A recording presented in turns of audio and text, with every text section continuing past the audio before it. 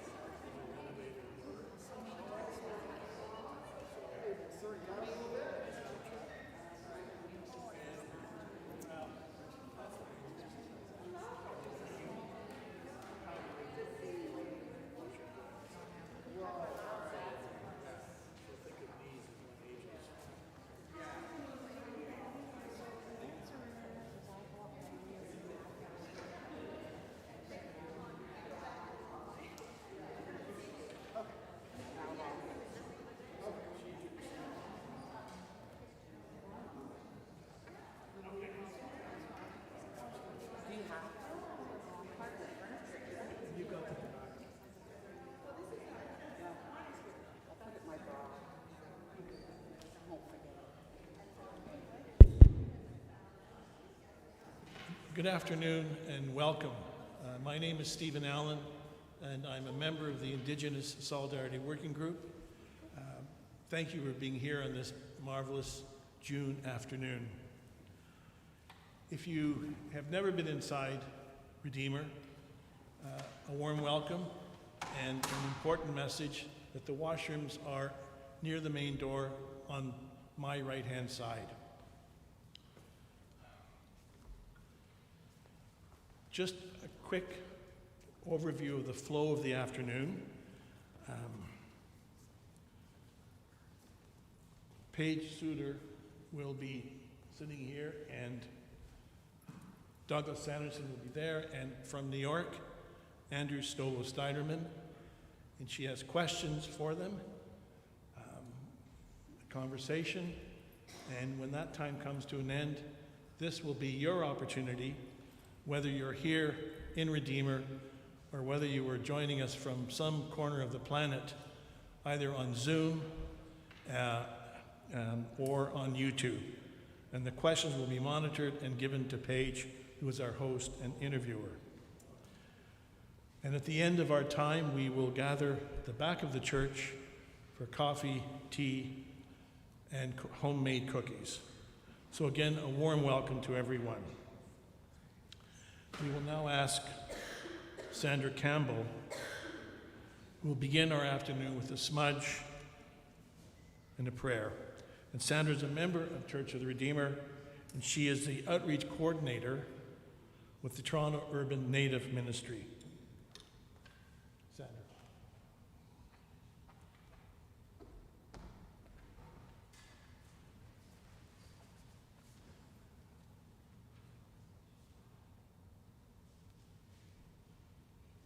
Sego, I come from Ganangawati, Wakta, Mohawk First Nation, and I'm from the Wolf Clan. So I'm going to be very brief, because I'm sure we like to hear our guest speaker. So I'll start off with the smudge.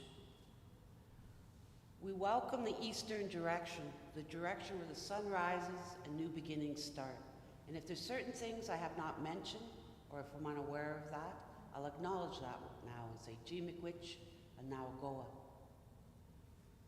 I like to acknowledge that southern direction, the direction of sunshine, and where our youth sit, where there's a lot of energy and a lot of growth happening. And this is where we lean into our spirituality and into our lives. And if there's certain things I have not mentioned, or if I'm unaware of, I'll acknowledge that now and say, Gee Miigwech, and now Goa. And then I like to acknowledge that western direction. The direction, there's no true words to describe this direction. It's the direction that we walk out of when we walk out into the spirit world. But it's also a direction where our adults sit, where they get to do harvesting. And so in the beginning when we planted things, and then when things are growing, we harvest it, we get our answers. And if there's certain things I'm unaware of, or I have not mentioned, I'll acknowledge that now and say, Gee Miigwech, and now Goa. And then I like to acknowledge that northern direction, the direction of wintertime. This is a time when Mother Earth is sleeping, when the snow is on the ground. It's also a place where our elders sit, where we can present our tobacco ties to, so we can get some good direction in our lives, or general questions on how to raise our children, how to go, conduct ourselves in work. It's also a time where we, that direction where we come together in community and we share stories and songs and dance, and where we learn from each other. And if there's certain things I have not mentioned, or if I'm unaware of, I'll acknowledge that now and say, Gee Miigwech, and now Goa. And then I like to acknowledge our ancestors. These are the ones that worked real hard in their lives so that we could have this good life today. They could be a grandma, a grandpa, a mother, a father, auntie and uncle, or somebody that you hold in high esteem. And and if there's certain things I have not mentioned, or if I'm unaware of, I'm going to acknowledge that now and say, Gee Miigwech, and now Goa. And then I like to acknowledge Mother Earth. She's always there, always providing unconditionally, providing us with all our clothing, all our food, and all our shelter. And as she loves us so much, we should be reminded to take good care of her too. And this is a time that, you should recycle and reuse and so forth, and take care of the planet. And as we come into that center, and as we're invited into creation, where we meet our Creator, the Creator had known us before we were born, to say kind words and praises to each other as we are in community. And if there's certain thing I have not mentioned, or if I'm unaware of, I'm going to acknowledge that now and say, Gee Miigwech, and now I'll go.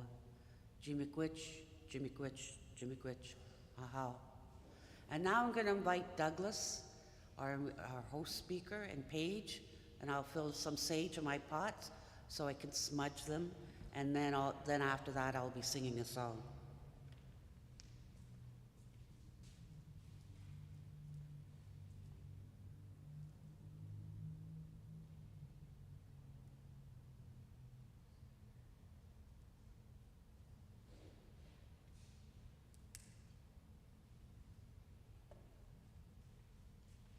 Normally I have a helper, but she's in ceremony right now.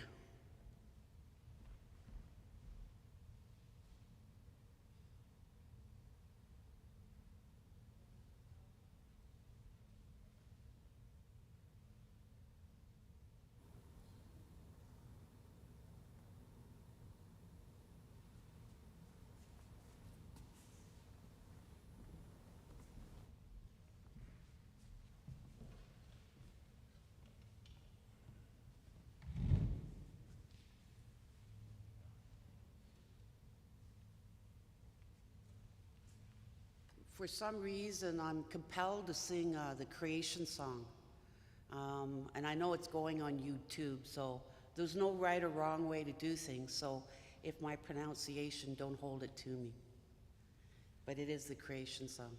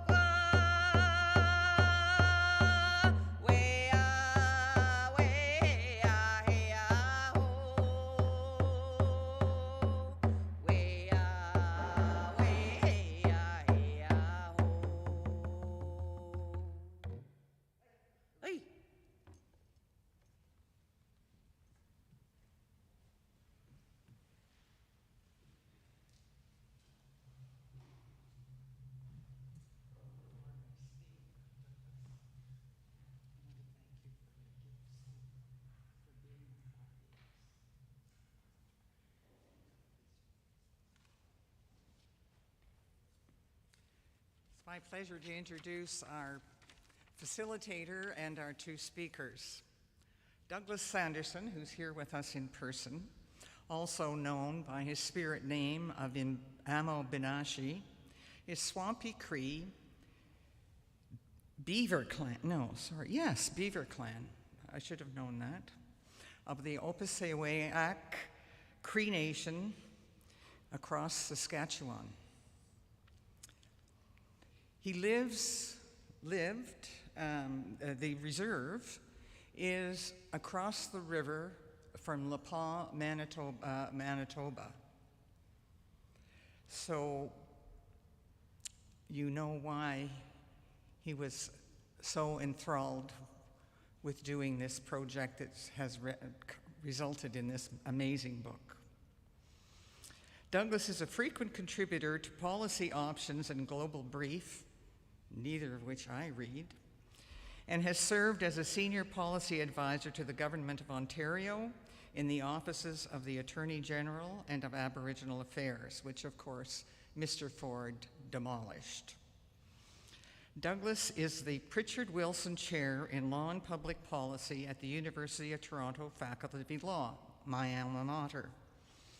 He received the 2021 Ludwig and Estelle Jus Memorial Human Rights Prize for his lifetime of work in the field of human rights.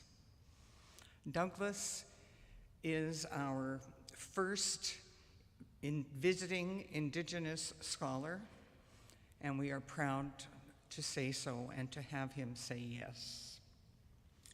Andrew Stobo Snyderman, who's on the screen, is a writer, lawyer, and Rhodes Scholar from Montreal. He has published, reported, and done op-eds in major media in the UK and Canada. His profile of Canada's Truth and Reconciliation Commission on Residential Schools won the award for the best print feature of 2011 from the Canadian Association of Journalists, which explains some of the reason why the book is so beautifully written. Andrew has advocated for Indigenous clients as a lawyer and has also served in the Human Rights Policy Advisor for the Minister of Foreign Affairs. Andrew lives in New York and describes himself on LinkedIn as a historian. The two of them have been awarded the Distinguished Book Prize by the University of Nebraska-Lincoln Center for Great Plains Study. The book was a finalist for the Shaughnessy Cohen Prize for Political Writing last year. The jury said about Birdtail, as Canada grapples with a difficult history of residential schools and discrimination against Indigenous peoples, Snyderman and Sanderson tell a moving story that educates and provides potential paths to reconciliation. Valley of the Birdtail not only elicits empathy, but also moves us to action, shedding a shining light on our individual responsibility to respect each other's humanity. This is a masterfully written and accessible book which will resonate well beyond Canada as we work towards policies that create a better future for all. Up front with Douglas is Redeemer's curate, Paige Suter, who has a background in urban planning, community development, and political science. The central feature of her work for the last 20 years was social justice, serving the most vulnerable people in society and caring for creation. In her spare time, she uses it well. I'm not going to say what because somebody might invite her to a volleyball game. She was campaign manager for FaithWorks, which is the Diocese of Toronto fundraising mechanism which supports TUNM and Sandra, and served on the Bishop's Care for Creation Committee and as chair of Faith and the Common Good. Paige lives in southeast Scarborough with her husband. They have 3 children. I welcome you. If you have a question on Zoom, please raise the right yellow hand.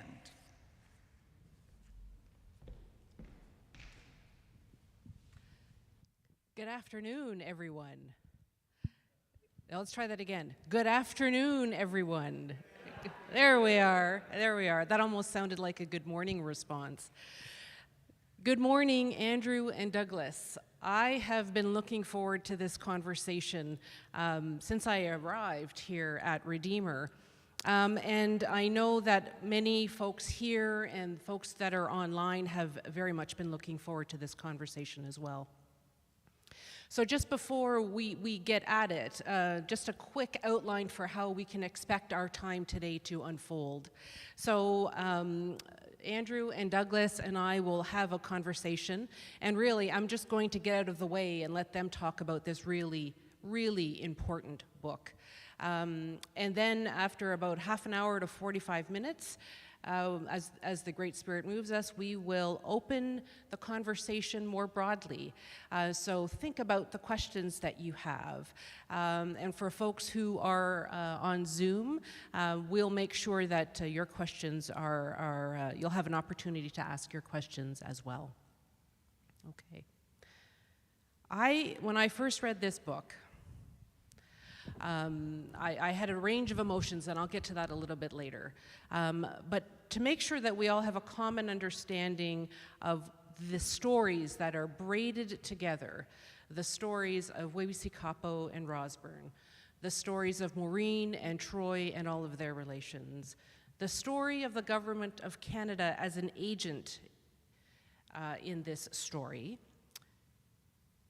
Douglas, could you give us an overview, as much as you want or as little as you'd like, about this story?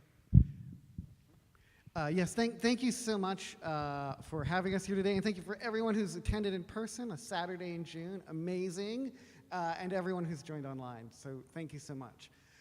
So Valley of the Birdtail is, well, it's really just the history of Canada, but we tell it we tell that story in a unique way, and that is by focusing in on 2 families, one of whom is Indigenous and lives in the Wewisi-Kapo Indian Reserve, and the other are Ukrainian immigrants, and they live just across the river in a little town called Rosburn. And curiously enough, both the reserve and the town are founded more or less around the same time, within a couple of years from one another. And so this actually provides us an opportunity to, it's sort of a kind of thought experiment in reality, where we can say, well, what happens if we had two communities side by side, founded at the same time? And one community we supported through decent schools, through access to the economy, through cultural and other economic and social supports. And what if we just did the opposite in the other community? What would happen over 150 years? And that's the story that we tell in Valley of the Birdtail. It's the story of these two communities told through two families, one on reserve, one of whom suffers the inequalities, one family does, and the other that experiences what it is to have a government that supports them.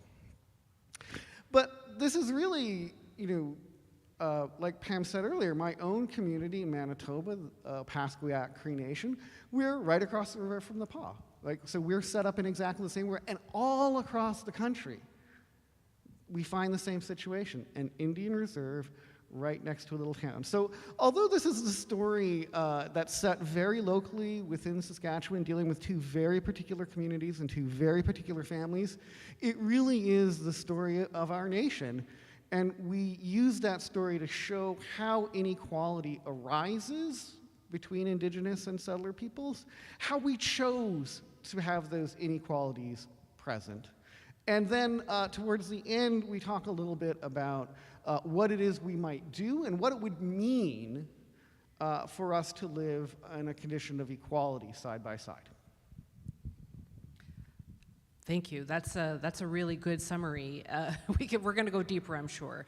But before we do that, I'd like to turn it over to Andrew and ask you the question, because you started this work much earlier with an article that was published. And so I wonder if you could spend some time talking to us about what was going on in your heart and mind that brought this story to you and made it a central part of the work that you wanted to do.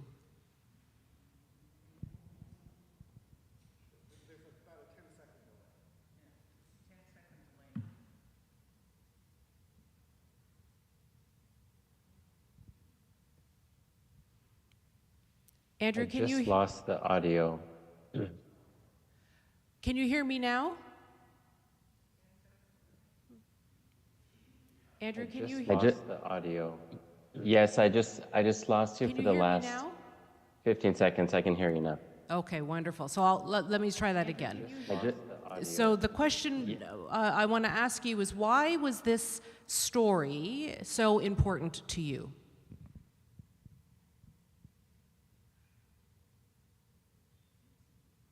Story so important to you?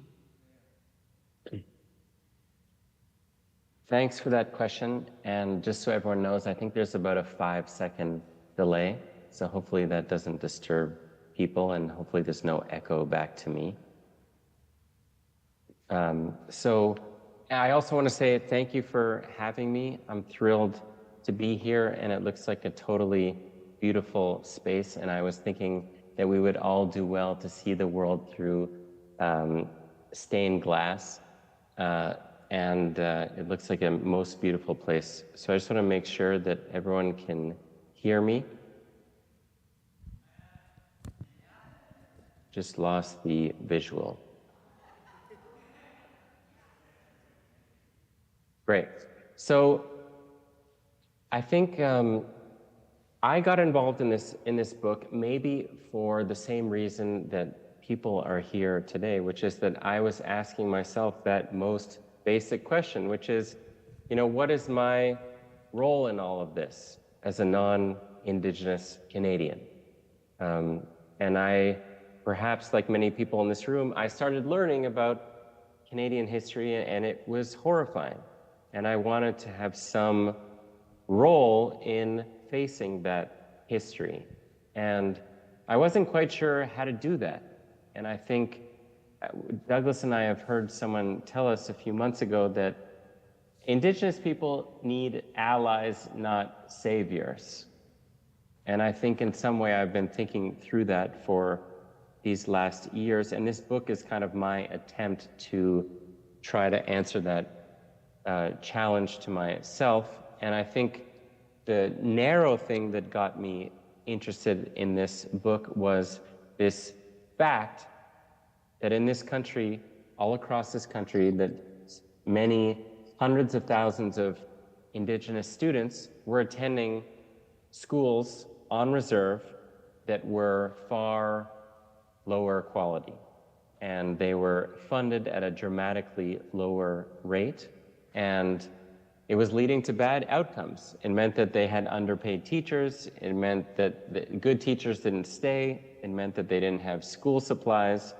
And it meant that they didn't have basic supports for their development. And that really upset me.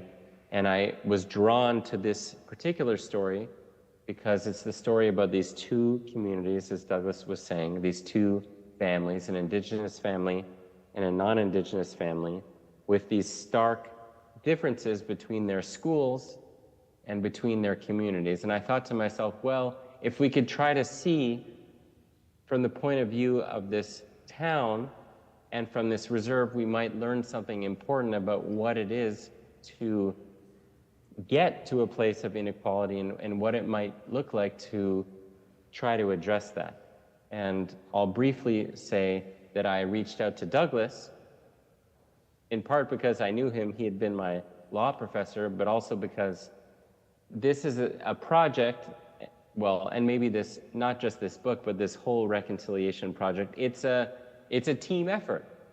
If it's gonna work, it's a team effort. And so the idea was to have both of our points of view enriching this story and enriching the proposals at the end. And I hope we've created something that resonates with Indigenous readers, with non-Indigenous readers, and we've found the right voice to capture in a meaningful way these two families and these two communities in such a way as to resonate well beyond that. Thank you for that. I really do appreciate whoever it is that said to you, allies and not saviors. You could have started or focused this book on any number of things. You could have started with higher rates of incarceration, more interactions with the court system, higher rates of poverty and homelessness, higher rates of suicide and mental health challenges. And you started with education. And Andrew has talked about the ramifications of that. Douglas, can you paint us the picture of the disparities of the educational system from on reserve and non-reserve? Sure. So, thank you. So I'm going to tell a little bit of Stobo's story now here while I relate to you some of these facts. So,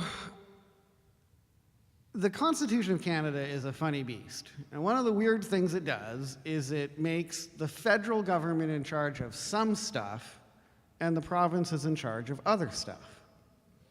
So schools and education, that's totally a provincial responsibility. But Indians are a federal responsibility. So in a way, provinces don't think of Indians that live in the province as citizens of that province, because another level of government is responsible for them. And that's how we end up with a residential school system, right? Because we get two completely separate systems of schools. Now, after the residential schools closed in the 90s, Stobo discovered that the federal government was underfunding, in comparison to provincial school systems. Reserve schools were receiving 35 to 40% less money per student. So in practice, and I think Stobo started to talk about this, what does that actually mean? Well, it means there's no access to technology in any of those schools. They don't have textbooks. They don't have supplies. They get the worst teachers, right? You get out of teaching college, you can't get a job in anywhere in the city, you go to a reserve, you stay for a year maybe, you get some experience, and you leave. It means you get the worst administrators. And the results actually show. Indigenous students, very few of them are graduating. I think the quote that we use is that an Indigenous student has a better chance of landing in prison than they do of going to university, or graduating even. So what happens, and what got Stobo originally really interested in this, was one, just the idea that we're all wandering around apologizing for residential schools. We're all so sorry. We feel so bad. And while we're doing that, we are underfunding schools on reserves. And remember, these are all policy choices that we're making. There's no necessary reason for this.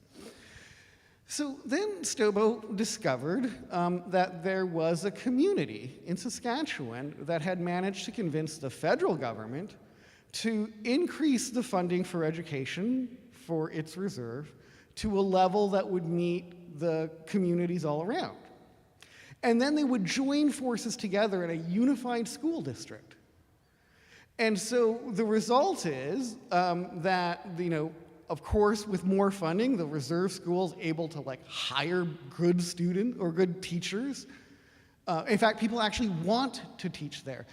Children from the Rossburn schools, they attend some classes on the Wayway Reserve, which is the only place in Canada that it happens. And the reading levels begin to significantly improve because the classrooms are smaller and the teachers are better. And so that was the crux of the book at one point, and it was just about this idea that education is the most important thing. If we can just equalize education, we'll be good. Hands in the air, we're done. But at the same time, Stobo and I have both worked in politics, and we know that funding that's a discretionary decision.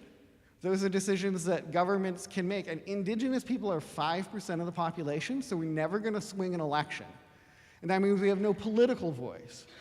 When you're in a provincial school system and the province cuts the funding, everyone notices right away and they rise up. But when you cut the funding on a reserve, no one even notices. So what that meant to us is that we had to think about if we wanted to worry about education, we were going to have to think about more than just education funding. We were going to have to think about how is it that we can get into a situation where we know Indigenous students are going to be properly funded.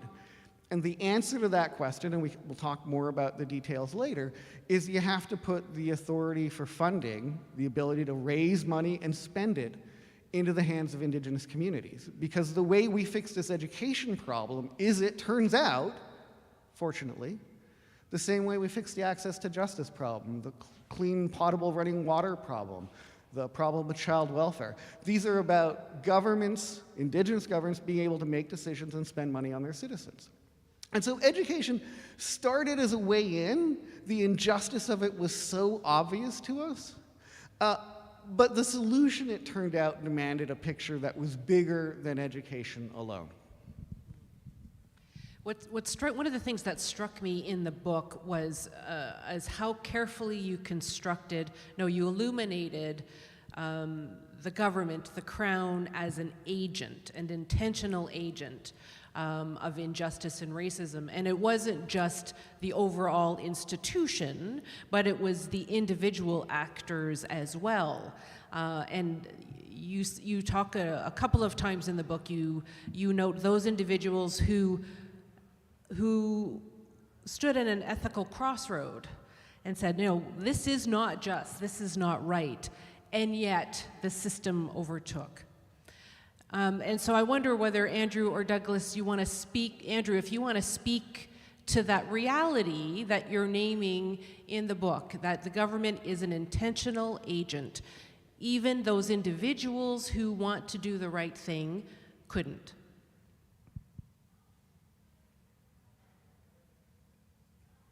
those individuals who want to do the right thing couldn't?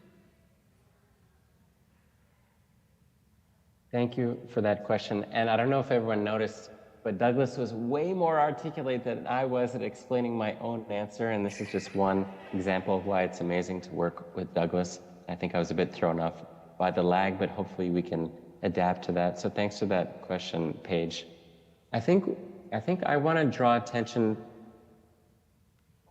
to what's been happening in the last 40 years, because I think there's a part of me, at least, as a researcher and a reader, when I encounter some of the really bad dudes in this book from the late 19th century that feels like they're evil men intentionally doing wrong, and they feel very distant from us. And it's easy to feel like that is a foreign person to the Canada of today.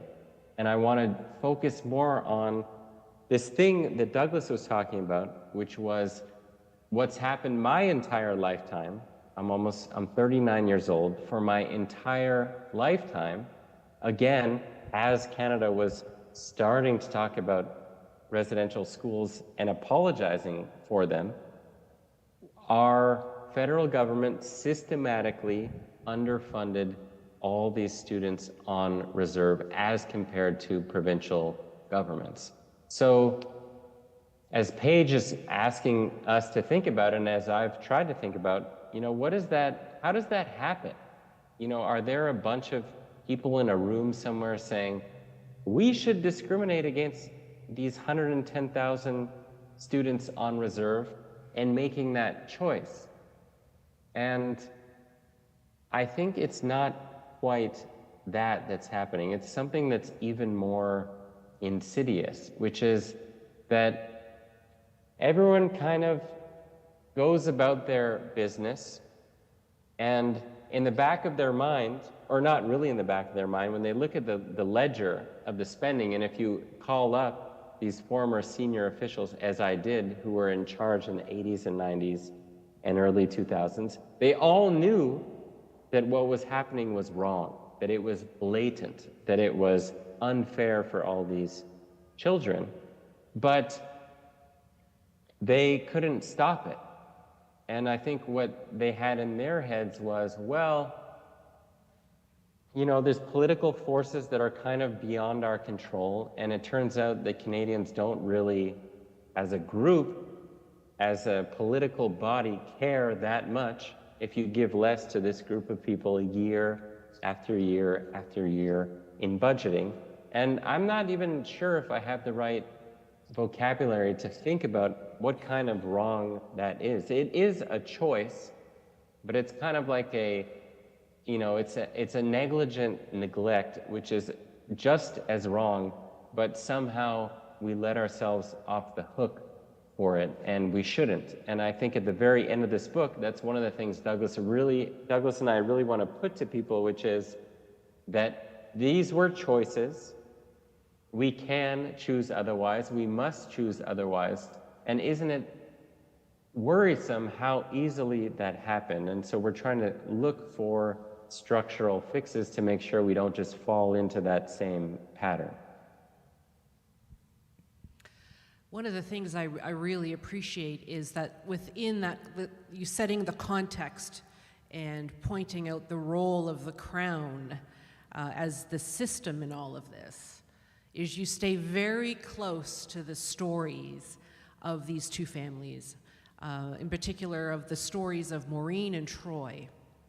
And as I was reading this book, I had a range of emotions: anger, frustration, little glimmers of hope that were then snatched away by somebody's behavior. And I cried twice in this book, and I've gone back to those passages and have cried again each time I read them.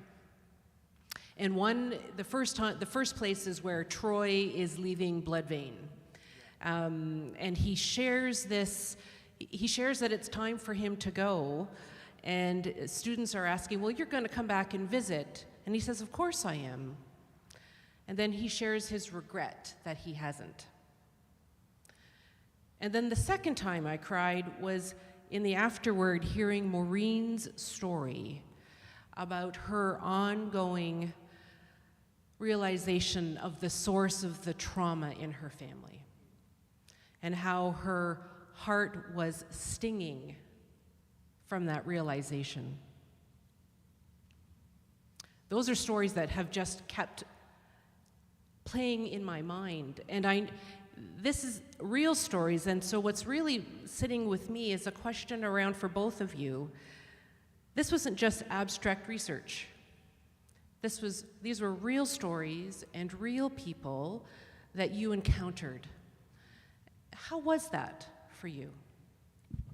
So I'll start and I'll talk just a little bit about the harder parts, and then I'll let Stobo talk about the research. So the chapter in Blood Vein actually is one of my favorite chapters of the book, although it's kind of outside the scope of the book in some way. It's a complete aside. But it tells the story of one of the characters who finishes teacher's college, can't get a job, so what does he do?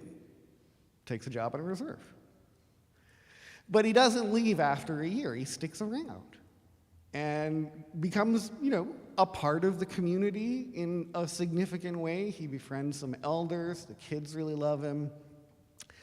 And eventually one of the elders, one of his friends, says to him, they're out fishing one day, and he says, "Troy, what are you doing here?" And Troy says, "Well, I'm just, trying to get some experience." And the elder's just looking at him, and Troy realizes that he means, like, what am I doing with my life? And my life's not here. So Troy resolves to leave the reserve, which he does. He meets a young woman somewhere, and he manages to get a job back in his hometown. So he leaves. And he promises to go back. And says that he regrets not going back. It's an emotional time. It's an emotional spot in the book. But it also kind of explains those federal bureaucrats that we were talking about before. Like, how could they neglect, not benignly, knowing that they're causing harm? How could they do that? Well, it's like the same impulse that drives Troy to want to do the right thing. But against all the currents of everything else in his life, it's just too hard, and he doesn't do it. And that's one of the things that I think makes this book special, is that, like, all of the characters are not perfect. They all have faults, and they all learn. And that's one of the most important things to us, is that some of the characters who, are admitted racists turn around, and they become, they come to understand an Indigenous community, they come to have Indigenous friends, but the Indigenous characters also learn and grow as they come to understand their own history, and as, for example, as Maureen comes to understand her mother's history in residential schools, and what that means for her family and her community, how that explains her family and her community. So I'll turn it over now to Stobo a little bit to talk just about doing the research and actually the characters in person.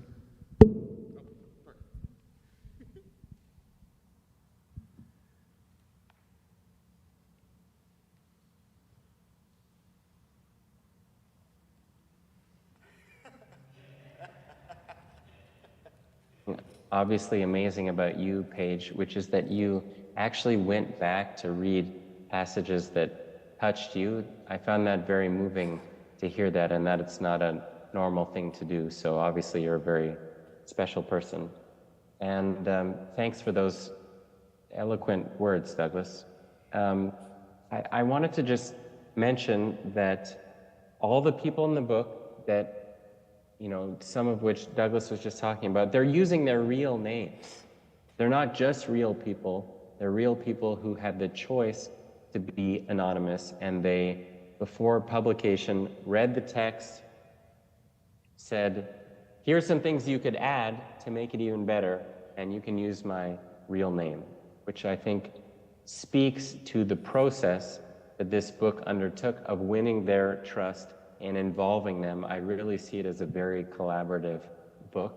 And the second thing I want to say is that, you know, it's not like you just show up in someone's living room and they spill their guts out and share their faults and their life story. It really doesn't work like that. And in this particular case, it took years of conversations, often in person, afterwards, some over the phone, sometimes over writing, of filling in the details of a life and asking someone to trust you to weave their story into this much bigger story. And I think the reason that worked ultimately is because everyone in this book wanted to be part of this story. They wanted people in Canada to read this story. They are overjoyed that people in a really amazing church right now in Toronto are talking about it.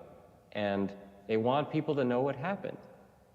And I hope that all of us, or I can speak for myself, that I see myself in some of these characters, in their attempts at goodness and in their faults. And I hope that's what is happening to readers, which is they can see themselves in these people. And I think that's because people shared honestly, and we made our best attempt to be honest in rendering their characters as part of this much bigger story.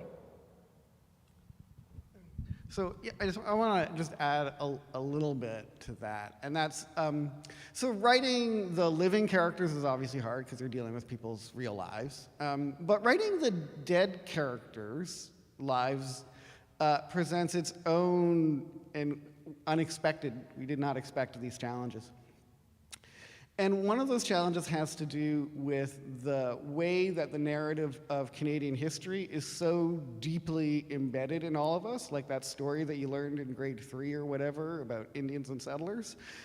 That still, even for me, forms like a central component of how I organize knowledge. And so we were writing about this character who's a really bad man, and his name is Hader Reed. And what we have to work with mostly are his journals. And he's telling his own story, and it's this fantastic story of dog sledding across the prairies in the moonlight, and living alone and camping in the wilds and encountering Indians. And when we told his story, there was something about it that was just I couldn't figure out what it was, but I was just pissed off. And eventually I realized that what we had done was we had created a story that resonated with the facts of his life, but also with that central organizing story, the one that we're all still living with from grade 3. And so a lot of writing the historical part actually requires this checking of how do I, am I telling a real story here, or am I telling a story that's being embellished by something that I think I learned when I was in grade 3? And there's something, I think I can say everything in the book is true. And that's actually hard to say about a lot of things these days, and not just, because of fake news, but because the story of history that we've been told is really, really one-sided. And I was on the phone with someone who was fact-checking. Someone had written an article that quoted me, and in the quote, I was talking about how exasperated I was by people who believed that the doctrine of discovery had any legal effect anywhere, and how that was just completely not true. And I got into a conversation with them about how so many people believe that this is true. It's this really weird phenomenon that I feel like I have to get out there and talk about these things. And the fact checker actually said, yeah, we're really reevaluating what a truth is now. Because remember, what's true for fact checkers, since the dawn of time is it written down in 2 sources? That's it. Then it's true. Right, then you don't need a citation. That's the standard. And so the fact that we've written this bad history over and over and over again means that we're all telling ourselves the wrong stories. We're telling ourselves things that aren't true. And it's only now that, like, the current day, that fact checkers are going back and looking to see, like, are those things we think about the past really true? And it turns out, for the most part, they're really not.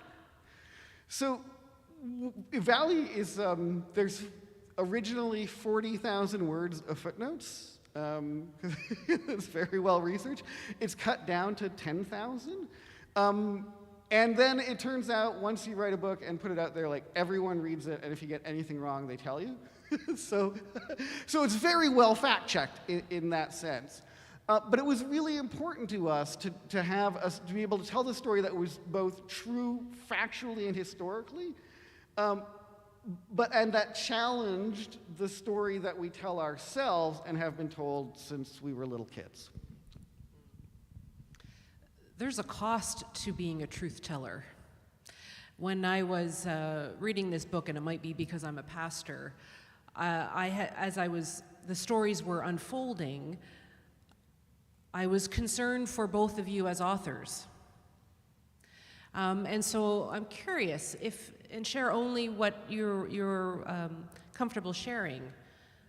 What were your supports? How did you care for yourself as you were doing this work? Interesting. I think I'll let Stobo start here. How did you care for yourself as you were doing this work? I think I'll let Stobo start here.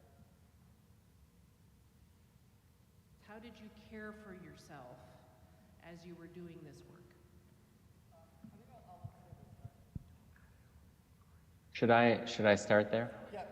I think I will if I'm not going to talk over anyone. I can't quite tell. But thanks for that question. I won't speak for... Should I start there? Yeah. I think I will if I'm not going to talk over... I won't speak for Douglas, but I think... I can't quite tell.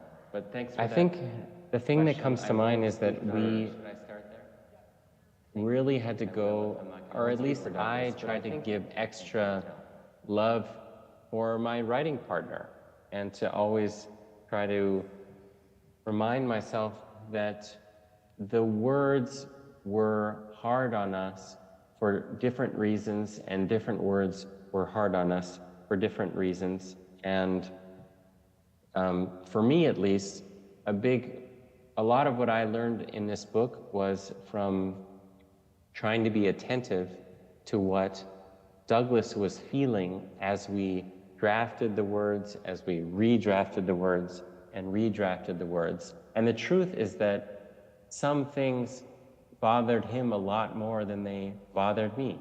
And I didn't always get that. And I'm still doing that work to try to figure out, what are the wounds that I'm not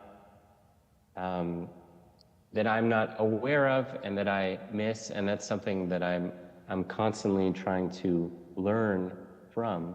And I think the last thing I'll say, and forgive me for the slow answer, is that I think it's fair to say that writing and researching the book was amazingly draining. For me, it was years of seeming like pouring my whole soul into this thing, and my battery got to basically empty. But going out and talking about the book is a slow recharging process for me, and I absolutely love getting out into the world and hearing from people and sharing their reactions, and I feel like the amount of love and joy that emanates from that process of people's engagement with the work is really filling up my heart, and I feel almost fully re-energized at this point. I'll just say that this is a co-authored project, but this is not a project you can take on with someone casually. I mean, I've known Stobo for about 10 years. He was originally my student in law school, and we'd remained friends, and we've become very close friends. Though curiously, we almost never spend time in the same room. This book was largely written during the pandemic, and so we had a draft, and then we divided it into chapters on Google Docs, and then we took turns working on it and passing it back and forth. And like Stobo was saying, like there's times when I'm reading it and I can feel my blood start, I can feel the anxiety, but I don't always know the source of that. Like the Hater Reed story I just told you, right? Like it took a long time for us talking about that chapter for it to come out that like, oh, we're actually reimagining Canadian history in this way that we don't want to. There was a very long discussion that we had over the use of the word savage, which shows up in the historical documents, and it really bothered me. And Stobo, like at first he just did not see it. Oh, he just did not see that was an issue for me personally. And eventually, we talked about it and we agreed, like we'll use it when we need to, but we won't use it casually anymore. We're going to take the words very, very seriously. And so I think it was like caring for one another is really what let us finish this book and finish it in a good way, in a way that felt like we were both supporting one another and doing our best to take care of one another even as we were writing the book. Thank you both for that. And the reason I wanted us to talk a little bit about that is because this work of reconciliation is about changing hearts and minds, and that is not an easy or casual process. It's deeply intentional and transformative. So if we could, let's switch gears to the reconciliation, to the road of reconciliation that you outline in this book. Walk us through that. So thanks. So let me just start by saying that I think that a great deal of the literature dealing with Indigenous settler relations that is available today is really, really heartbreaking. Like, it's just sad. And it ends sad. And to me, this is in some way, I think this is my Indigenous colleagues who can't do anything but communicate to you their pain. And they do that. That's not what we wanted to do. And so, although this is a very hard book to read in many places, it's challenging, it's emotional, you'll put it down, you'll cry. Towards the end, we start to talk about a vision of the future that is hopeful. And the more I've been thinking about it, there's a way in which, the chapter, it's actually not, there's nothing hopeful about it really, but what it does is it presents a plan or a set of ideas or organizing principles for what it would mean for us to live together. And I think the reason that comes across as hopeful is because these issues just seem so intractable, that there are no big ideas. We've been incapable of thinking about this as a big problem we can fix. Instead, we think about well, let's do the potable water thing. Let's get clean water to those reserves, and then we go that's going to cost $8 billion, and we stumble. So we wanted to offer, So another thing that I think is really important that we try and do is I think we Indigenous activists and scholars have for years made claims about justice that are right, that are just, on any account. But what we have not done is we have not acknowledged that is going to impose a cost on others. Right? It just really actually is. And so let's just say it out loud. And then let's try and find a way of dealing with that to make it less scary for people. So that's what we do towards the end of the book. We are honest about costs and also ways to ameliorate those costs. And we do this by relying on simple principles that we already do in Canada. There's nothing new here. These are all familiar tools. So one of the things we talk about is this idea that's in the Canadian Constitution, and it's a principle of equalization. And so what that says is that the federal government is committed to ensuring that all of the provinces and territories have a similar level of basic services. So if you're in Prince Edward Island, they don't have enough resources as a province to have a modern medical system. So the federal government transfers some of its federal money to Prince Edward Island. And some provinces that make more don't receive any funding. But this ensures that all of the provinces, more or less the same level of health care, running water, libraries, that kind of thing. And everyone benefits from this except Indians. This principle just does not extend to Indian reserves. So what we propose is, we imagine a future where, in many places in Canada, groups of First Nations living close together, where they're the majority population, sort of band together under one grouping, and that we allow those communities to have political authority over what happens there. So they would be the ones who would allow timber harvesting, for example, and enjoy the stumpage fees that are attached to this. That's how you let timber companies come, take trees, and then they pay you a royalty. In northern Ontario, that timber harvest is hundreds of millions of dollars every year. So we're talking about very large amounts of money. And we also realize that Ontario is never going to agree to this because they actually want those hundreds of millions of dollars for their own purposes.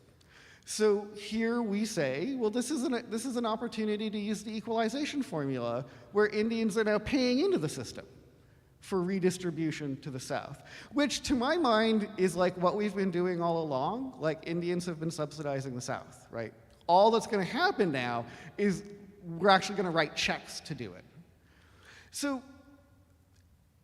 what we want to talk about not is ideas around getting your land back. I don't even know what that means, to be honest. What we want to talk about is how can we share political control? How can we share jurisdiction in a way that's fair?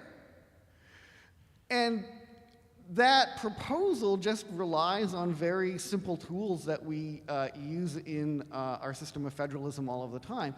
But it comes across as hopeful because it's somebody thinking about what the end game looks like. What does it mean for us to live together side by side under a condition of equality? We all sort of want that generally, I think. What we do here is systematically talk about what that would actually mean and how we could actually go about doing that. And I think that's hopeful to people because it represents a solution that is global and not just fixing this one thing, which even if we fix it, there's still all these other broken things. Right? Yeah, thank you. Andrew, did you want to add anything to that? One thing, which even if we fix it, there's still all these other broken things. Right? Yeah, thank you. Andrew, did you want to add anything to that? One thing, which even if we fix it, So what was... I think Douglas covered that perfectly. I'll pass there. Okay. So before we start to move into questions, so start to get your pens and your pencils ready. One of the things I really did appreciate, I appreciated the whole book, and if you have not read it, please read it again, because there is so much, there's a depth to this book that is beyond anything we can capture in the short time that we have together. But one of the things I deeply appreciate is that you hold so beautifully together those three parts that we talked about at the beginning. The stories of these two communities, these two families, and the crown.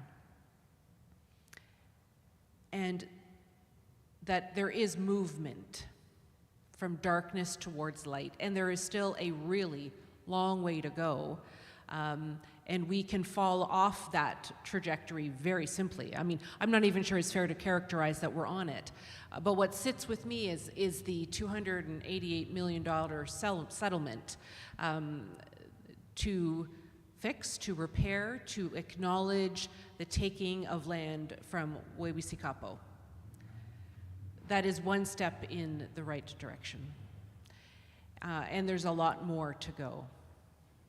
So on that note, are we okay to turn broader to any questions that maybe our community has here present and any that we might have on Zoom?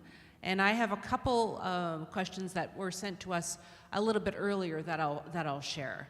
And we do have a mic available for, I think Tony's going to be our talented mic host who will walk through the room. So if you have any questions, please just raise your hands. And as Tony gets to the first one, let me share one of our questions that came in.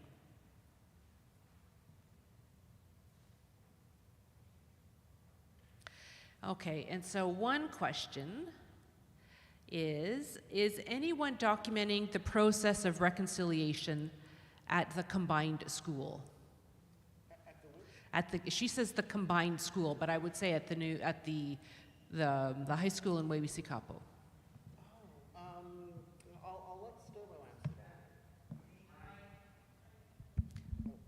I'll let Stobo address that.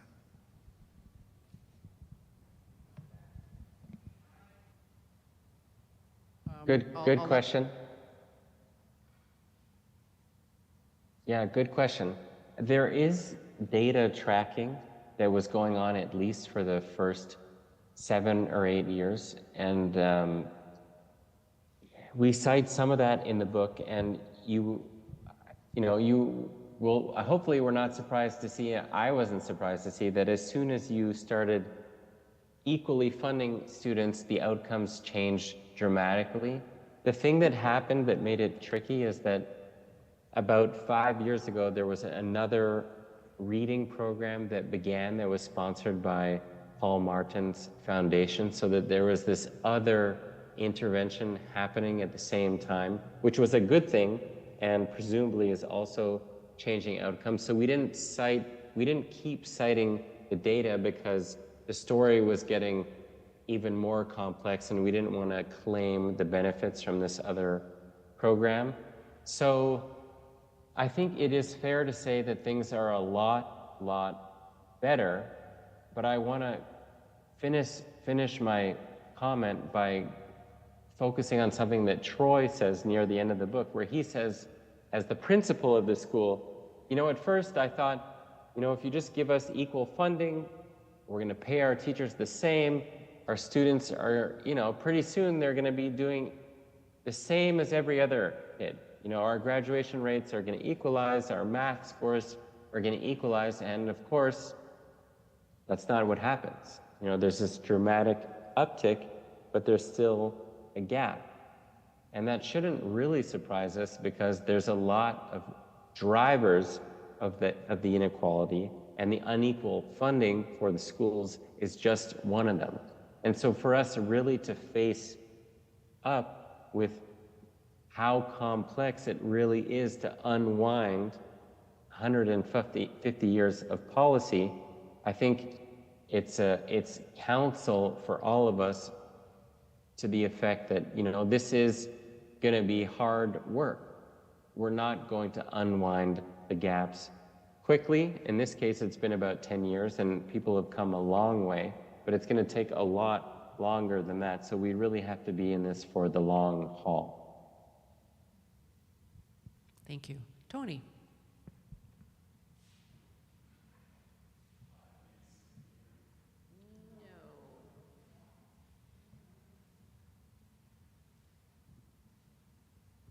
Hello?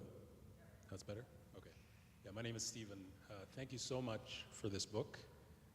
This is probably one of the most impactful books I've read perhaps in my life. I'm from Saskatchewan. I grew up right on the Manitoba-Saskatchewan border, about 45 minutes from Wewisi-Kapo. And I'm of mixed descent, so my father is of African descent, my mother is a settler Canadian of Scottish descent, And I could 100% relate to Troy. So I grew up in the 80s and 90s in Saskatchewan, and I'll just briefly tell you, and then I'll ask you my question. I'm not going to go on forever. But I grew up in the 80s and 90s and early 2000s in Saskatchewan, aware of the idea of racism, because I'm one of the few people of color, but quickly came to realize that it's not about color. There's something else going on with respect to Indigenous people, and couldn't put the dots together. And just sort of accepted the narrative until I read your book. And it helped me to put some things together that I couldn't grasp, and made me realize I was part of a colonial project, and I didn't realize it. My question is, we hear a lot about reconciliation, but before reconciliation has to come truth. And I didn't know truth until well into my life. How do you get truth across to the Canadian public, which requires an understanding of so much injustice historically? Thanks so much for that. Well, I'm hoping you write a book. And everyone reads it. So it's a very interesting question about, so let me skip to the end of my answer and then I'll come back. So one of the most important things I think that the TRC Commission, the Truth and Reconciliation Commission, has done is it sort of got everyone talking about the subject, right? Like, are we on the road to reconciliation? No, we're sort of like approaching the on-ramp. But our children go to school every day now and they hear the land acknowledgement. We all hear it all the time. And I think that when we hear it, we're like, yeah. And people will come to me and they'll say like, oh, like it's just words. And that's true. But I think that our children are growing up with this completely different mindset, right? Where different kinds of solutions will be possible in the way that they're not possible today. Like when we talk about like transferring jurisdiction over big chunks of the province, like adults are like, but kids are like, yeah, that makes perfect sense. Why wouldn't we do that, right? But think about it. So that's like the opposite of that truth about Canadian history that I talked about in the beginning, right? It's like planting that different story. Why? Because honestly, very few people are gonna read all of the injustices and understand it, right? Like that whole story. Now, we've tried to tell a coherent story that covers, I think, a lot of the injustices. But what's more important than that, I think, is to get this seed of a truth of thinking about things differently. And when people are differently oriented towards the historical narrative, where they think about the story differently, new things will be possible, and we won't have to have filled in every one of those details. Like, I think we're adults. It's incumbent upon us to read and learn this stuff, right? Is it gonna fundamentally change us? Maybe not, but we have a responsibility, and it's to learn stuff by reading. And I think that next generation is being inculcated with an interior responsibility. We can make things happen. Like, we all go to the polls, we can vote, and that's part of the message that we tell in Valley, is that as a very small percentage of the population, Indigenous people are never gonna see justice until we have sufficient political support from settler allies. And that's part of what we're trying to do in the book, is build that support in the ground. So the answer, I think, is it's partly like we learn as adults and we take responsibility for that learning, and we realize that that next generation is gonna be open to a whole new set of options and solutions and answers that this generation is just incapable of taking seriously. Any other questions?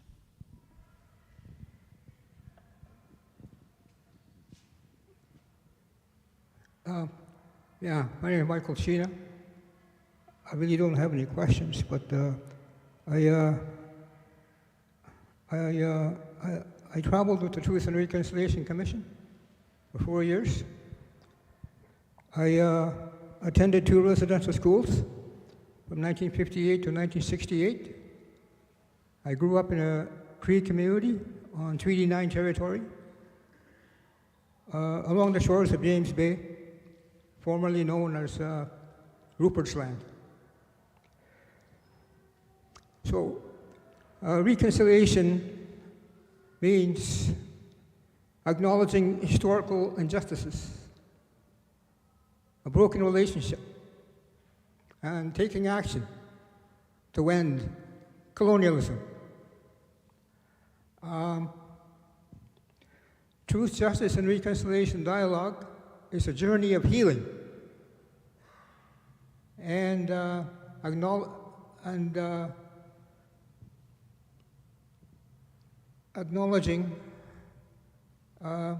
or restoring relationships with Indigenous people, a commitment to restoring relationships with Indigenous people. And the report of the Truth and Reconciliation Commission is a call to action for all Canadians.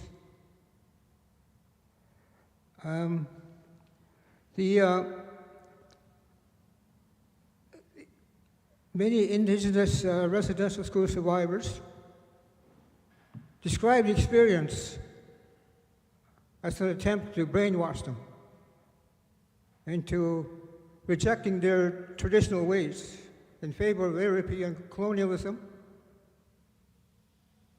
and Christianity. And the tool of forced assimilation was used to remove Indigenous children from their parents, homes, and communities as a means to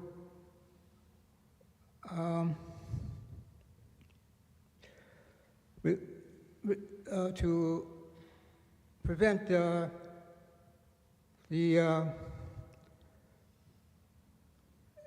from speaking their language, prevent them from speaking their language and their access to their culture and the sustainability of their culture.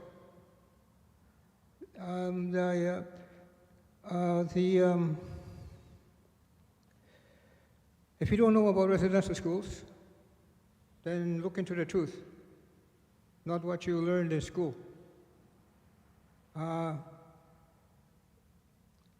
Identify any residential schools in your community or your territory, and their history. So that's what you need to do. And I think that's all I have to say. Be good. Thank you, Michael.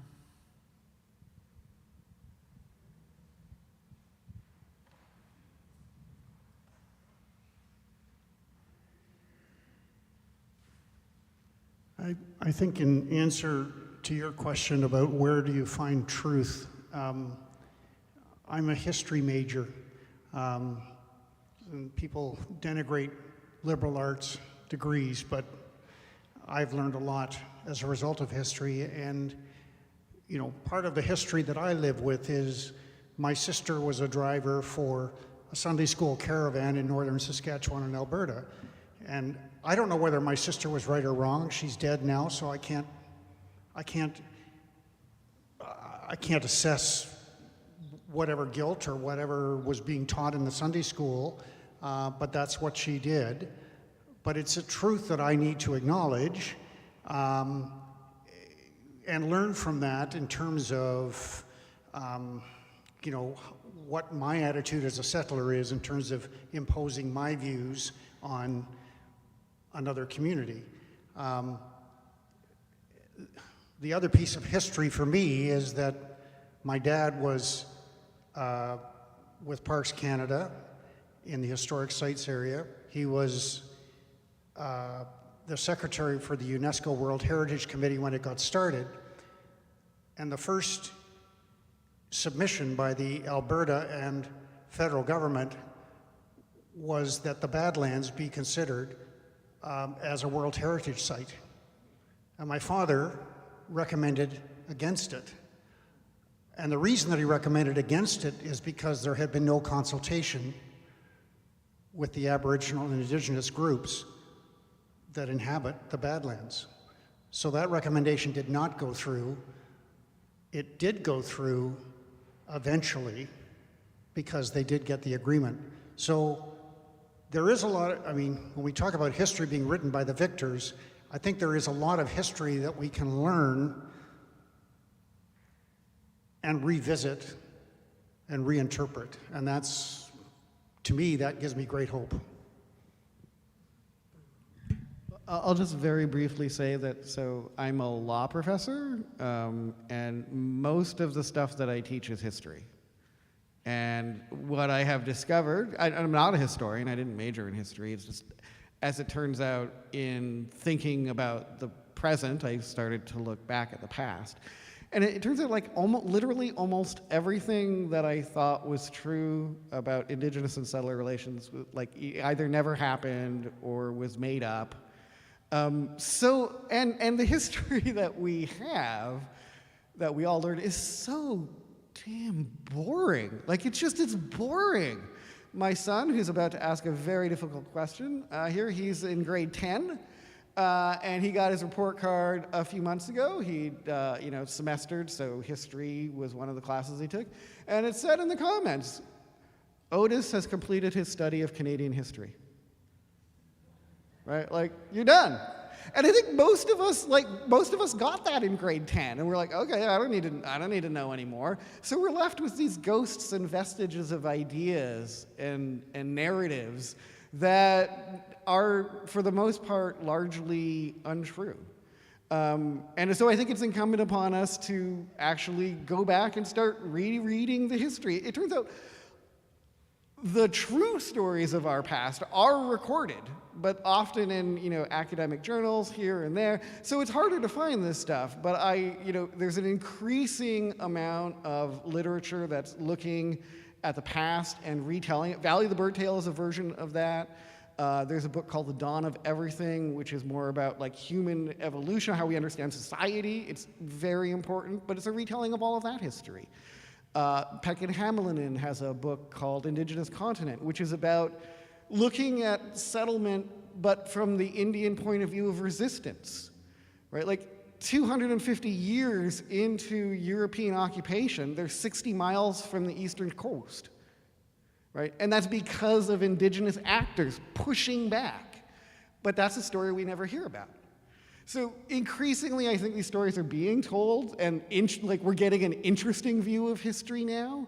I think it's been in somebody's best interest for us all to be bored about the past. But it turns out the past is an amazing, interesting, fascinating place filled with all kinds of possible ways for us to live together, examples of how we've done it in the past. And so I think as much as it's important to imagine a future, it's really important to understand the possibilities that the past present to us as well.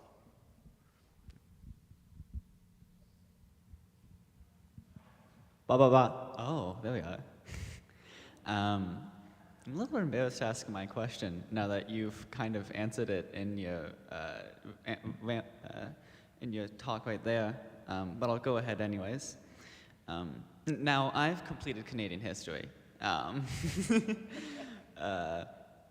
But you've brought up once or twice, thing like, for example, your big example was like the doctrine of discovery and how many people, believed it to be true, whereas you have, rather strong historical evidence that it doesn't. So, to ask a simply worded question, what are we doing wrong? Because even like in your mention of the TRC, you said that like, oh, one of the things that I like about it is blah blah blah blah, but that implies that there are things you didn't like it, and me or some others might think that, oh, we're on the path to reconciliation because we've started work on it, and you've brought up that you think that we are, I believe, I believe, on approaching the turn off onto it. So, to put it simply, what are we doing wrong? Wow, thanks, Otis. I'm not going to turn it over to Stobo because I'm not that cruel. So I think like some version of what I've been talking about is what we've been doing wrong. Is like we've really taken for granted the idea that we know anything about the past. Like we've just trusted others.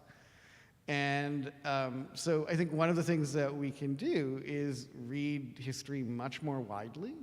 So I'll just give you some examples of some stuff that like has never been true, but we all believe it. So Indians could never sell their land because it's sacred. Incorrect. Indians sell lots of land. Almost all the land on the eastern seaboard of the United States traces to an original indigenous willing seller. Indians got rolled all the time in treaty negotiations. Prior to 1850, largely in the 1700s in the American colonies, indigenous people had access to the common law courts. So if they did get swindled in a land deal, they sued, and they won. The idea that Indians were, settlers got the Indians drunk, had them sign treaties, we stole their land. Incorrect. Could never have happened. That's like the structure of a treaty prior to Confederation involved days and days of deliberate negotiation in public proceedings and the exchange of indigenous diplomatic protocols, namely wampum belts for the most part. Even the British Board of Trade in the 1800s and 1700s knows that if you get a treaty document and there's no wampum attached to it, it's not a real thing. Like, these are all fascinating things about history that for some reason or other we haven't believed, or we've been led to believe were true. But just digging into the record a little bit, you're like, oh my God, none of this stuff that I thought was true is true. So I think reorienting, because when we see that past, what we see is like, oh my God, indigenous people are active agents in their lives in the 1700s. They're going to court. They're winning land. That makes us think about the past and about indigenous people totally differently. So reorienting ourselves to the past to see indigenous people as like living actors, agents in their lives, reorients the way we think about the future, and I think about what is possible for us to think about in the future. So to answer that, Otis, I think it's, we need to learn history, and I think the second thing we need to do is we need to realize that words really matter. So I have a beef with the TRC Commission now, and that's that they chose reconciliation, which is a noun. So if you're all wondering why it's so hard, where are we on reconciliation? Why is it so hard to do it? It's because it's not a verb, right? It's like getting to potato. Thank you, Otis. So like when we chose that as a word that was going to animate everything that we think about the indigenous settler relationship and how to change it, we chose a word that does not involve any action. It's just descriptive. Right? So it's little things like that that really, really matter. Like the way we choose to talk about things really affects their ultimate outcome. And so as much as I admire the work of the Truth and Reconciliation Commission, it's important and vital work, just like that one little error has left us all going, I don't know how to do this. How do I do this? And it's not a doing thing. It's a descriptive thing, right? What I think we need to actually do, is reconcile our views of history with our present. We need to reconcile ourselves to the idea of inequality and that we can fix it. We need to reconcile ourselves to the fact that we have made choices to be unequal. I hope that's helpful, young man. Before we go to another question in the room, I just want to check with our colleagues online. Is there anybody on Zoom who would like to ask a question?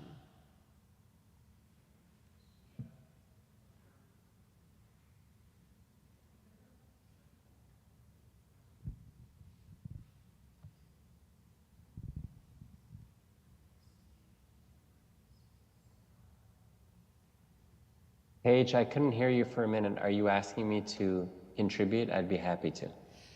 Why don't you do that, Andrea? I'm just waiting to hear if anybody who's on Zoom has a question. We'd love to hear from you as we wait. Yeah. Okay, so I couldn't hear you for a minute. Are you asking me to contribute? I'd be happy to.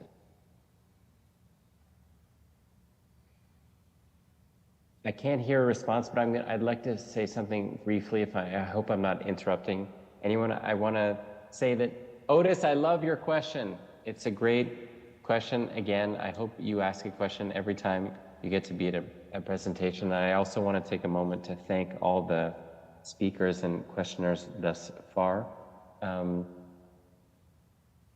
I think that one of the things that we're doing wrong is that I think many of us are forgetting that this reconciliation project, it's a team project. And I think what I mean by that is that we actually need to try to convince more people to change their minds. And from where I sit and from what I hear is that I hear a lot of people shouting and yelling, and very few people actually talking to each other and listening to each other.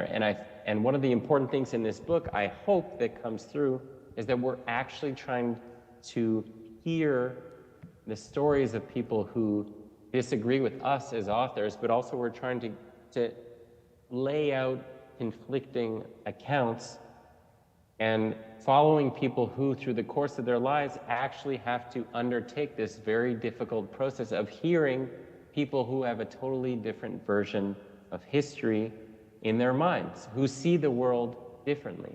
And I hope I'm not understood to be saying that we just need to be moderate in what we're asking for. And really, this is a process of finding the middle between a super racist non-Indigenous person and a really woke Indigenous person. I don't think that's what I want. I think what I really want is what I try to do is to actually hear what people are saying in rural Manitoba as a way to help me convince someone in that context to perhaps change their mind. And by the way, they often change my mind, and I think we could use a lot more of that, of hearing each other and with the ultimate goal of working together to do something, because the only way we're going to change things is as a team.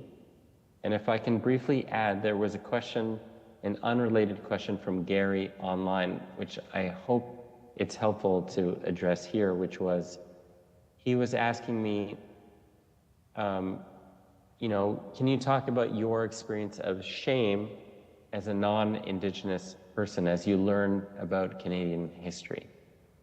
And I'd like to say that I personally do not feel shame, but I do feel some lingering sense of responsibility. And I think that's because I'm a beneficiary of a lot of the bad stuff that happened.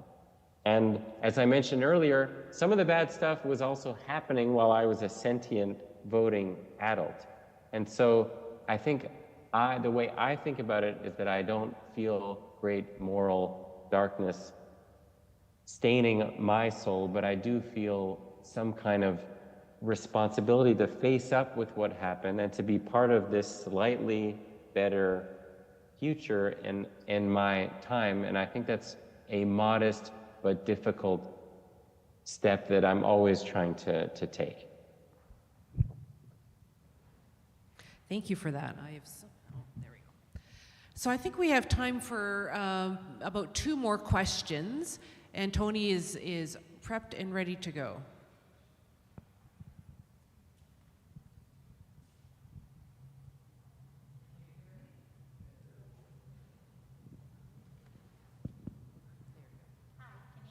No. Hi, thank you.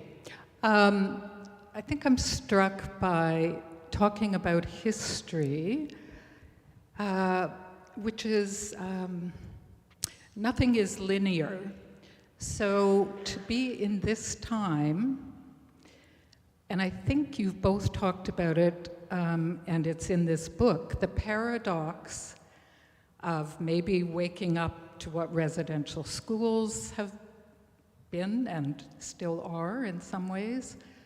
But we are here in this time, and I guess Cindy Blackstock would suggest that we non-Aboriginals, settlers, she didn't want us to feel guilty, but our time is now, and the patterns are repeating in different ways. I think you've described that. And so that's the piece. And how we change each other's minds and hearts will be different for so many. This book has been quite clear for many of us. For others, it might be something else. I must say, when I am talking to friends, and I say that Canada had a policy, the policy was to assimilate and get rid of the Indian. It's written there, it's policy. It stops. It sort of stops the conversation, but it brings a different realization, right? That this was a policy, and it still goes on in different ways. So it just feels like we are, and I guess possibly the Truth and Reconciliation Commission would say, whatever we think reconciliation is going to take 2 generations and more. But we are in a time, right? It feels both hopeful, and that's kind of where we are. So it's more just catching the paradox. This book, each page has it, right? Where you're back in history, and then you read the news today, and it's how to bring that together. So I could ask, so how do we bring it together? But I think the book helps. I'm going to let Stobo start. And it's how to bring that together. So I could ask, so how do we bring it together? But I think the book helps. I'm going to let Stobo start.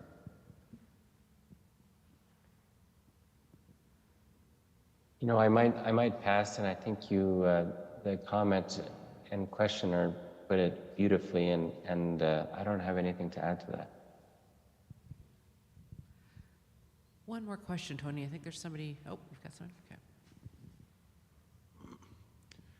Thank you both for this very important book.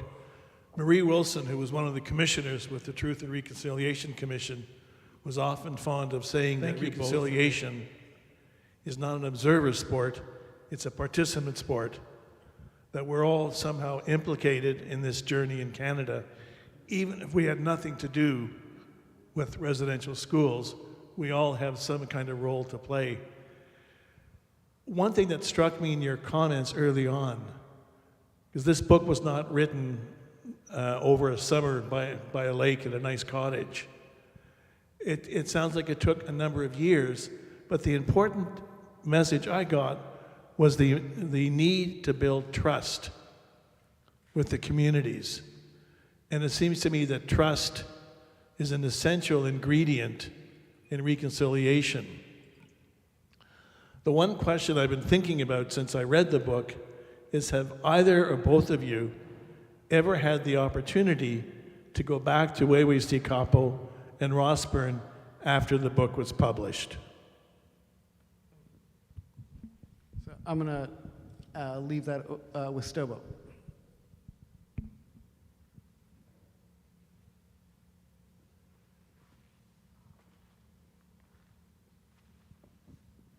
Thanks for that question. I'm very sad to say that Douglas was exposed to COVID right before we were headed to Wew'suwet'en and Rossburn, so unfortunately it was just me on that particular trip. But you might imagine that that was a very apprehensive moment for me, and certainly for the book and Douglas and I.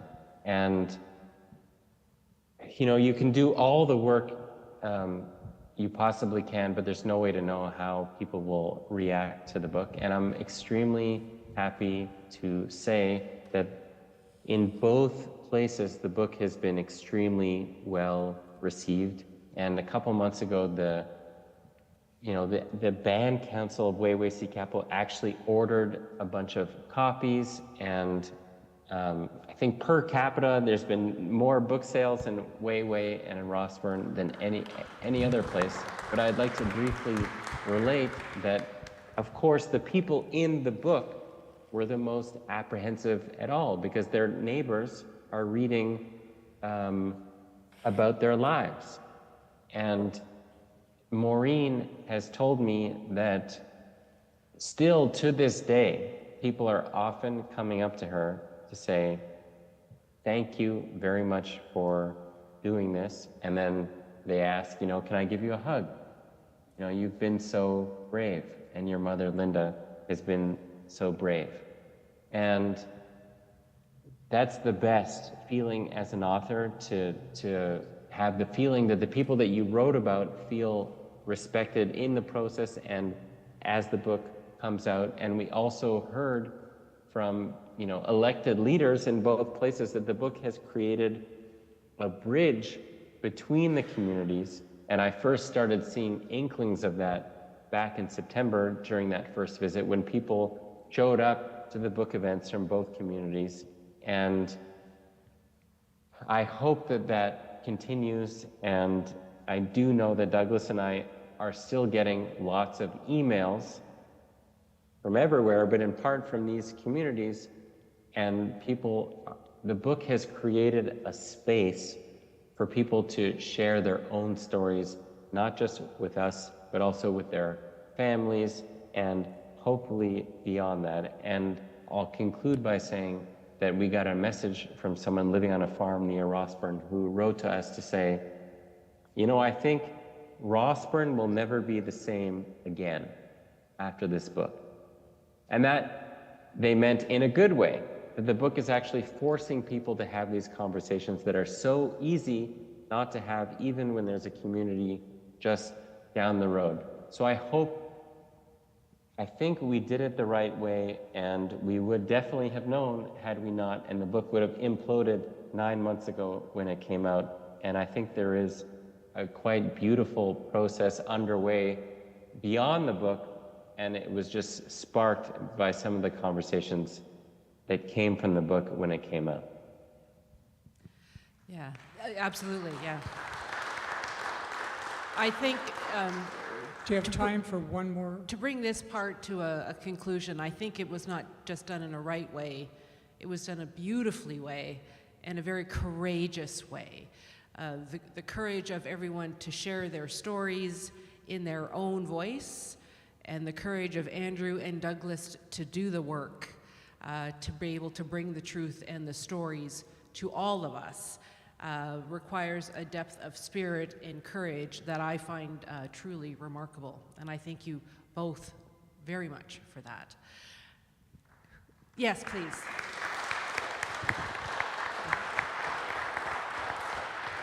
And so now we have some words of gratitude.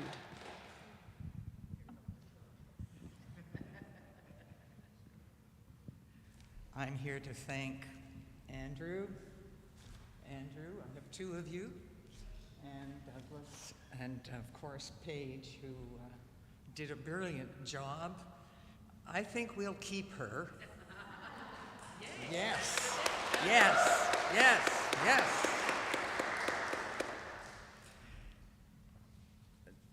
This, I'd like to just make some comments on the questions.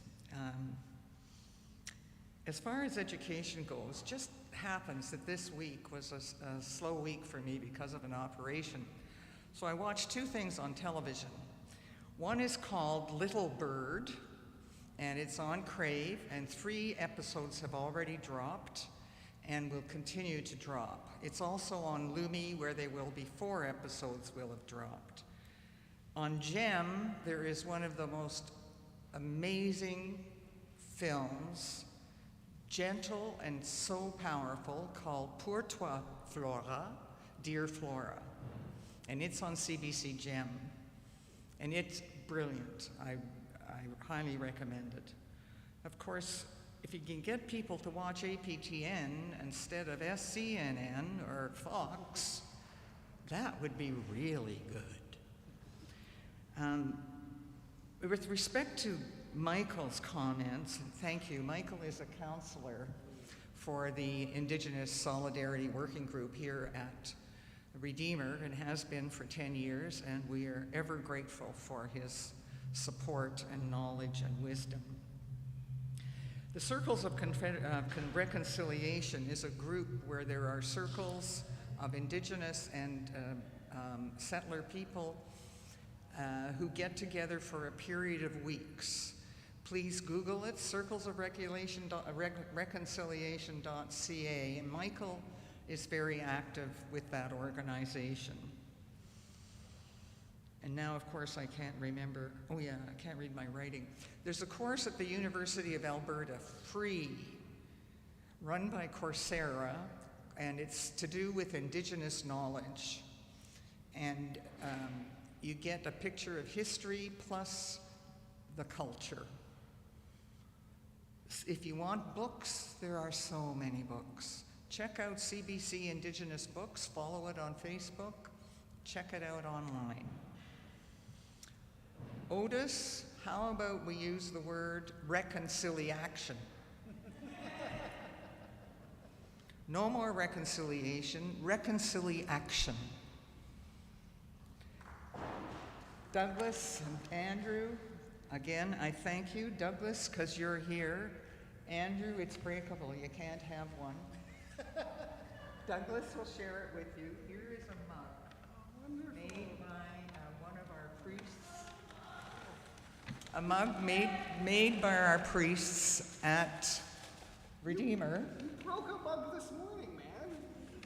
Well, you did. Well, you may use it, as long as it's not coffee, Otis. I thank you all very much, and I ask you to walk away and talk away. Lastly, I hope Mark Miller and all of Trudeau's kids get a copy. So thank you, and round of applause again for our two fantastic authors. Yeah. And there are books available at the back. If you don't have your copy, get one, please. And I'm sure signatures are possible at the back. And there's going to be food and beverages, some little things in case you're hungry. So please, chat, converse. Let's become the allies that we're being called to be in this book.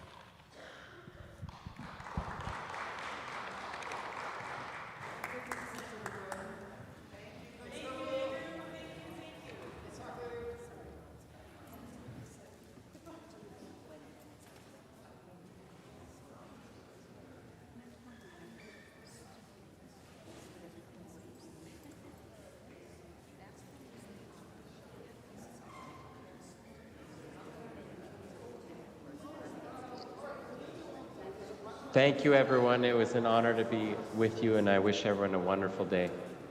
See you, Douglas. Thank you, everyone. It was an honor to be...